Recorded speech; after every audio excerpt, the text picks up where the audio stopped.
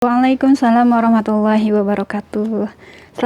Selamat pagi Kak Iva. Iya. Ya. Gimana kabarnya hari ini, Bu? Sehat? Alhamdulillah sehat walafiat. Alhamdulillah, selalu diberikan kesehatan. Kita berjumpa Amin. lagi ya di hari ini ya. Ya, amin. Hari ini adalah hari Rabu. Hari ini spesial. Kenapa dikatakan spesial? Karena hari ini adalah memperingati Hari Ibu Nasional. Iya. Tanggal 22 Desember. Saya mau ngucapin selamat Hari Ibu buat Ibu Olis. Iya, Semoga menjadi ibu yang kuat ya. Amin. Dan Amin. juga karena hari ibu juga ya, tema kita nggak jauh-jauh juga nih. Iya. Masih seputaran dengan ibu. Betul, gitu ya. betul. Kali ini kita akan membahas atau mengulik sedikit tentang pendampingan keluarga ibu hamil dan pasca persalinan. Iya, betul Iya, sekali. kan ibu juga kan. Lagi Betul. hamil pun dia sudah menjadi ibu.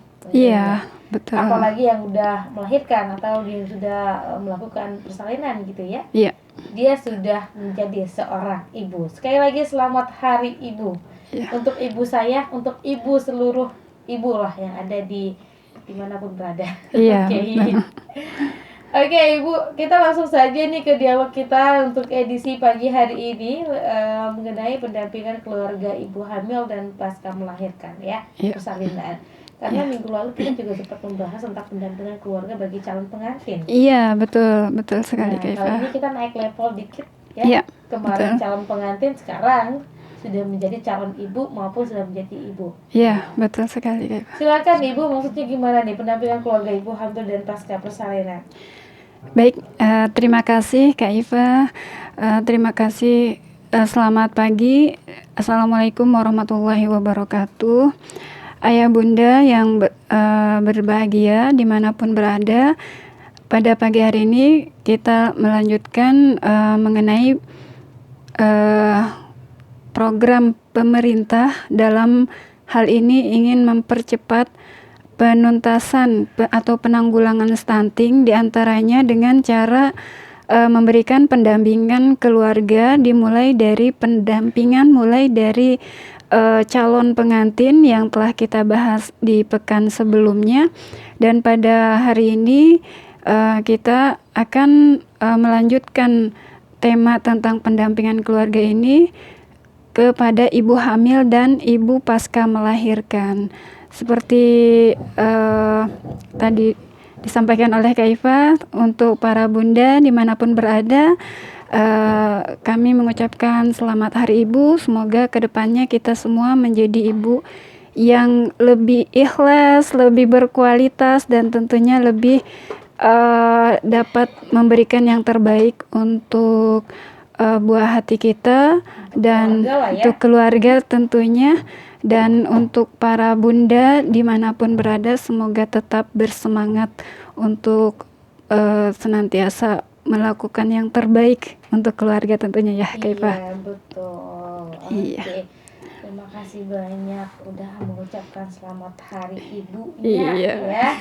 Tetap kuat, tetap sabar. Amin. Itu yang Iya. penting tuh ya. Betul. Harus betul. kuat dan juga sabar dalam situasi dan kondisi apapun. Betul sekali Kak Iva. Nah, kita masuk ke dalam tema kita, pendampingan keluarga ibu hamil dan pasca persalinan. Apakah ada juga ini kiat-kiatnya yang harus kita lakukan kayak begitu? Ya, baik. Seperti tema sebelumnya, pendampingan keluarga ini tentunya tidak hanya dibebankan atau menjadi tanggung jawab seorang bidan atau PKK atau kader KB, namun pendampingan keluarga terhadap ibu hamil dan pasca melahirkan ini tentunya menjadi tanggung jawab kita semua, terutama seorang suami tentunya ya. Iya, suami yang ya. Betul, suami yang mendampingi istrinya yang mungkin saat ini tengah dalam kondisi hamil dan atau mungkin sebentar lagi akan melahirkan, betul-betul menjadi suami yang siaga, yang dapat memberikan yang terbaik untuk calon ibu ini. Calon ibu yang sedang hamil atau yang sedang hamil dan akan melahirkan. Seperti itu. Dan juga mungkin para tetangga, para keluarga besar juga menjadi pendamping yang terbaik untuk memberikan yang terbaik, pendampingan yang terbaik, senantiasa siaga, memberikan pelayanan, memberikan pengawasan, support ya, pengetahuan, sehingga ibu hamil ini dan ibu yang pasca persalinan ini dapat melalui fase-fase ini melalui proses yang terbaik sesuai dengan iya, dan betul sesuai dengan kesehatan, ilmu kesehatan yang benar tentunya, seperti bukan itu. malah bikin down ya. Betul. Biasanya ada juga tuh yang selalu bikin Iya. bikin ibu hamilnya jadi ngedown kayak gitu ya. Iya, Karena betul. kalau hamil itu kan banyak yang dialami gitu ya. Betul, Dari betul. segi perubahannya ya, dari segi mentalnya juga. Iya, betul. Nanti insya Allah kita akan bahas tentang perubahan-perubahan ketika masa-masa hamil ini, Iya. sehingga diharapkan dengan kita mengetahui seputar ibu hamil ini, kita yang mungkin saat ini belum bukan fase hamil, Iya. misalnya ibu mertua atau ibu yang anaknya tengah hamil, seperti itu, menjadikan pendamping yang terbaik dengan wawasan yang kita dapatkan Iya. pada pagi Yang hari sudah ini kita tentunya. dapat gitu ya. Iya, Oke, betul. dengan ilmunya tadi. Betul. Oke, nah kiat-kiat ya pendampingan keluarga ibu hamil dan pasca persalinan. Tapi ini juga Ya. pendampingan keluarga ibu hamil dan pasca persalinan ini juga dilakukan oleh BKKBN ya. Iya, betul. Merupakan sama halnya dengan itu ya, pendampingan keluarga bagi calon pengantin itu dia masuk juga, ada itunya juga. Iya. Ada kader-kadernya juga tuh. Betul, betul. Oke. Karena seperti kita sampaikan di pertemuan sebelum-sebelumnya, untuk penanggulangan pencegahan stunting ini hanya dalam jangka waktu 2 tahun, fase 2 tahun, yaitu 3 bulan sebelum calon itu menikah, calon pasangan itu menikah, kemudian ketika ibu itu hamil, kemudian melahirkan, dan sampai bayi tersebut usia 2 tahun. Usia 2 tahun. Iya, jadi hanya fase itu saja untuk sama-sama kita menjaga jangan sampai karena ketidaktahuan sehingga menjadi bayi yang stunting tadi, Iya, seperti bayi yang itu. stunting. Ya. Karena ini juga salah satu program unggulan pemerintah juga, Iya, gitu betul. ya, Dan pertama, ada undang-undangnya, ada peraturan presidennya. iya, Iya. permasalahan yang harus dituntaskan juga Iya, ya di betul. Indonesia ini. Salah satunya ini adalah stunting ini. Iya, betul sekali, Kak Tumbuh Iva. pendek, supaya kita juga orang Indonesia seperti orang-orang di luar sana ya, Iya, bisa betul. tumbuh kembang dengan tinggi, subur dan Iya. lain sebagainya. Tidak Supaya hanya nggak ada tinggi yang badan kecil. juga, tapi dari perkembangan otak Perkembangan pun otak juga, iya, betul. menjadi lebih Tapi ada juga berkualitasnya. yang stunting tapi otaknya itu bagus, ada juga. Ya. Tapi kita ini kan untuk menghindari ya. Iya, Untuk betul. menghindari itu semua, apa salahnya kalau kita belajar dan mencobanya gitu ya. Betul, betul sekali. Oke. Betul. Terus nih, Iya, baik, kita masuk ke tema ya, Kak Oke. Iva, tentang ayah bunda, tentang pendampingan keluarga bagi ibu hamil dan pasca persalinan. Ada 4 hal yang harus diperhatikan. Yang pertama, mulai dari pemeriksaan kehamilan dan pasca persalinan, kemudian pemeriksaan fisik dan emosi bagi ibu hamil dan ibu bersalin. Yang ketiga, pemberian asupan gizi ibu hamil dan ibu bersalin secara seimbang dan beragam. Dan yang terakhir yang harus kita perhatikan juga, yaitu pendampingan keluarga pada saat hamil dan pasca persalinan. Jadi mulai dari ibu diperiksa, kemudian hamil seperti itu, diketahui hamil, sampai ibu tersebut melahirkan, senantiasa didampingi, senantiasa diperhatikan oleh keluarga, seperti itu, keluarga terdekat. itu ada empat kiat ya. 4 hal yang harus diperhatikan. 4 hal yang harus kita perhatikan Iya. untuk dalam masa ibu hamil maupun pasca persalinan. Betul, gitu ya. betul Pemeriksaan sekali. kehamilan itu perlu. Iya, Karena sangat-sangat pemeriksaan perlu. kehamilan itu kalau kita tahu dia stunting atau tidaknya, itu kan Iya. kita bisa lihat dari Dari kalau dalam masa kehamilan itu dari tumbuh kembang anak di dalam iya, rahim ya. itu juga kemudian dari sisi fisik ibu juga. Ini ada beberapa pemeriksaan kehamilan, Kak Iva. Pemeriksaan kehamilan ada beberapa fase. Yang pertama trimester pertama atau 3 bulan pertama yang harus diperiksa untuk ibu yang sedang hamil ini. Dimulai dari pemeriksaan secara fisik. Pemeriksaan secara fisik ini bisa dengan terdiri dari pemeriksaan tinggi badan, kemudian berat badan, temperatur atau suhu tubuh, dan tekanan darah. Jadi setiap ibu yang sedang hamil senantiasa diperiksa tinggi badannya berapa, berat badannya berapa, temperatur atau suhu tubuhnya berapa, dan tekanan darahnya berapa. Sehingga dengan mengetahui dari awal tentang data-data ini, pemeriksaan fisik ini diharapkan ketika ada hal-hal yang tidak sesuai dengan jumlah atau berat normal, tentunya akan dapat ditanggulangi secepatnya seperti itu. Jadi dari pemeriksaan itu juga tidak bisa mengetahui gitu ya. Betul. Misalnya untuk yang suhu tubuh, ketika seorang ibu yang sedang hamil misalnya suhu tubuhnya tinggi, secepatnya untuk berobat seperti itu, jangan sampai dibiarkan. Ya. Itu tadi pentingnya untuk kita memeriksakan kehamilan. Iya, betul. Ada kala juga orang kayak mungkin ya ketidaktahuan ilmu tadi mereka mengabaikan itu semua. Iya. Gitu ya. Atau mungkin karena di daerah atau di desa yang jauh dari fasilitas kesehatan, ketika ibu hamil ini misalnya suhu tubuhnya tinggi, dengan karena ketidaktahuan keluarga diberikan obat yang misalnya sembarangan, itu kan dapat berbahaya juga betul bagi ibu juga, bagi janin yang ada di dalam kandungan juga. Seperti itu.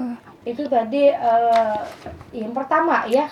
Hal yang pertama yang harus kita perhatikan yaitu pemeriksaan kehamilan pada 3 bulan pertama dan seterusnya. Ada tahap-tahapannya nih Kak Eva. Biasanya 3 bulan pertama kehamilan itu masa-masa di mana seorang ibu beradaptasi ya Kak Eva. Kan biasanya ada ibu yang sedang hamil di trimester pertama ini tergantung kondisi tubuhnya, ada yang biasa-biasa saja, malah ada yang sangat-sangat, kalau bahasa kita tuh uyuh gitu ya. Sangat-sangat parah lah gitu ya. Uyuh ya benar-benar. Kayak begitu ya. Ada yang heboh, ada yang enggak heboh. Iya, betul. Ada yang sampai tidak bisa makan sama sekali. Tidak bisa mencium apa gitu ya. Iya, betul. Iya. Itu yang pertama, pemeriksaan kehamilan. Pemeriksaan kehamilan secara fisik. Kemudian pemeriksaan penunjangnya bisa dengan pemeriksaan di laboratorium, yaitu tes kehamilan, dapat dilakukan oleh bidan atau dokter. Kemudian tes HB khusus untuk deteksi anemia pada awal kehamilan.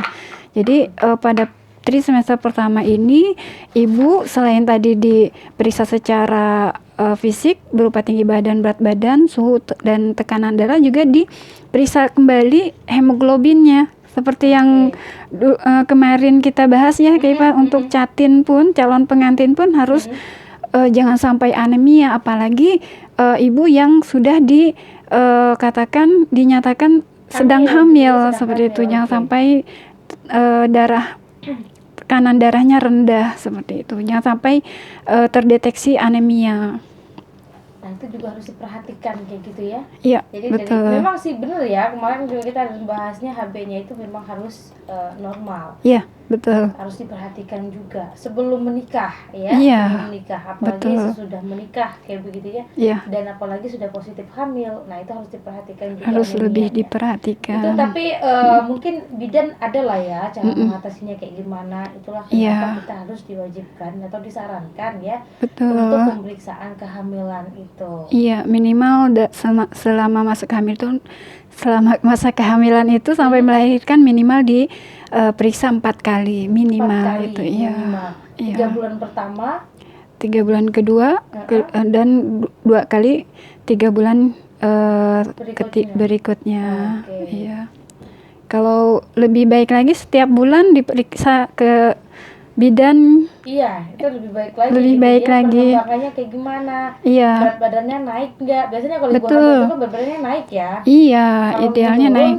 Kenapa? Kayak kan begitu ya. Iya, betul. Oke. Dan untuk trimester pertama ini juga sudah disarankan untuk USG. Biasanya kalau di masyarakat ingin USG itu ketika trimester ketiga saja ya Kak Iva. Iya. Ingin mengetahui Tahu anaknya kelaminnya perempuan atau laki-laki. Iya. Sebetulnya idealnya USG ini dilakukan pada trimester pertama. Iya. Itu Seperti supaya itu. kenapa itu? Supaya kita juga bisa mengetahui perkembangan di Iya, betul. USG ini bermanfaat untuk melihat hasil organogenesis pada janin. Apakah sudah terbentuk sempurna atau ada kelainan-kelainan yang bersifat bawaan atau kongenital dan kondisi kegawat daruratan kehamilan trimester pertama. Seperti itu. Oke. Itu tadi ya perlunya kita pemeriksaan. Jadi dengan adanya ilmu ini teman-teman juga tidak ada alasan lagi kalau tidak tahu gitu ya. Betul. Saya tidak tahu, makanya saya biarkan aja. Ujung-ujungnya penyesalan juga kayak begitu kan. Betul. Penyesalan untuk orang tuanya, ibu maupun ayahnya. Iya. Ayahnya juga harus mensupport nih. Betul. Bukan hanya ibu aja yang bertanggung jawab penuh kayak gitu. Harus jadi suami siaga ya yang diiklankan di TV itu. Iya, jadi suami yang siaga, cepat juga kayak gitu ya. Kalau ada apa-apa kayak gitu harus hubungi memang bidan terdekat atau ke fasilitas terdekatnya. Iya, betul. Kemudian kita lanjut ya Kak Iva. Kemudian ayah bunda untuk pemeriksaan kehamilan ini dilanjutkan dengan pemeriksaan trimester kedua atau 3 bulan kedua. Selain seperti trimester yang pertama yaitu pemeriksaan fisik, untuk trimester kedua ini sudah diperiksa tinggi fundus uteri. Nanti yang lebih memahami para bidan tentang apa nih fundus uteri ini nanti di fasilitas kesehatan akan diperiksa TVU-nya. Kemudian diperiksa kembali berat badan, temperatur, dan tekanan darah. Untuk trimester kedua ini pemeriksaan penunjangnya di mana pemeriksaan ini dilakukan di laboratorium. Pemeriksaan HB, GDS, GDPP, HbA1c, kemudian proteinuri. Ini untuk lebih mengenal tentang apa sih yang tadi disebutkan, nanti bidan lebih mengetahui atau dokter kandungan. Iya. Betul. Kemudian pemeriksaan penunjang di semester kedua ini juga diadakan pemeriksaan CTG atau kardiotokografi. Ini untuk memantau denyut jantung janin apakah kondisinya normal atau tidak, seperti itu. Karena di trimester kedua ini